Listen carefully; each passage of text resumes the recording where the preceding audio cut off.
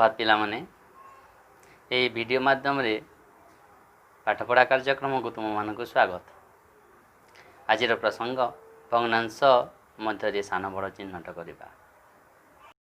देख पिला माने आज प्रसंग ये दुईटी भग्नांश दिखाई दुई विभक्तक 5 और 3 विभक्तक 5।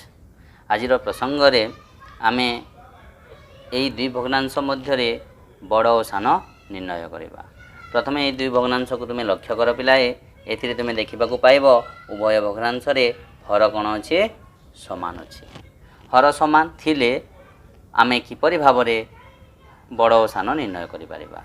देखा जाऊ दुई विभक्तक 5 को जदि आमे चित्र रे देखाइबा ताहेले 5 भागरु 2 भाग लाल चित्रित अंश और 3 विभक्तक 5 को जदि आमे चित्र रे देखाइबा ताहेले 5 भागरु 3 भाग 1 2 3 लाल चित्रित अंश। केउठिरे लाल चित्रित अंश बेसी हैला 3 विभक्तक 5 अर्थात 3 विभक्तक 5 बड़। साधारण नियम रे आमे या जानि पारिले जे दुईटी भग्नांश मध्यरे हर दुईटी समान होइथिले लब बड़ थिबा भग्नांशटी बड़, जेउटा कि 3 विभक्तक 5 बड़ और लब सान थिबा भग्नांशटी सान, जोटा कि 2 विभक्तक 5 सान हैला।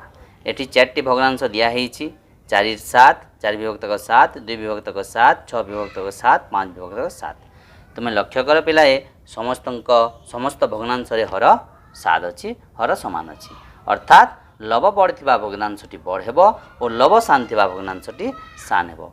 क्यों भग्नांश रे लब बड़ देख पिलाए एटी 6 विभक्तक 7 अच्छी लब 6 अच्छी 6 विभक्तक 7 तेणु बड़ हेबो ओ क्यों भग्नांशटी सान हेबो एटी देख पिलाए 2 विभक्तक 7 अच्छी लब सान अच्छी अर्थात 2 विभक्तक 7 सान हेबो। यही 2 भग्नांश को तुम्हें लक्ष्य कर पिलाए यही 2 भग्नांश मध्य कौन अच्छी लब समान अच्छी और हर असमान अच्छी।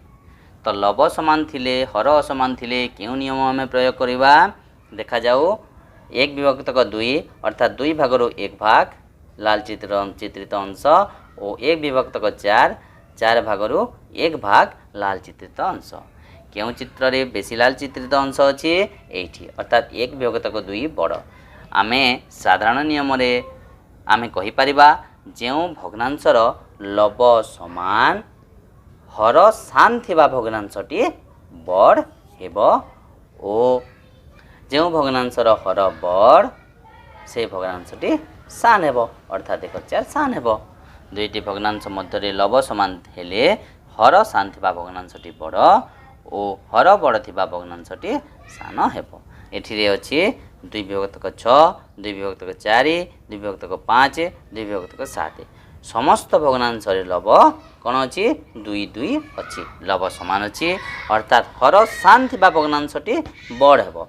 क्यों भग्नांश हर सान अच्छी देख पिला 2 4 अच्छी 4 हर सान अर्थात 2 4 भग्नांशटी बड़ और क्यों भग्नांश हर बड़ अच्छी हर ये बड़ अच्छी 7 देख 2 विभक्तक 7 अर्थात यही हर बड़ थिबा भग्नांशटी सान अर्थात सान भग्नांशटी हैला 2 7। यही परि भाव रे पिला माने तुम्हें समहर किंबा समलब विशिष्ट भग्नांश गुड़िक मध्य बड़ और सान निर्णय करि पारिबो।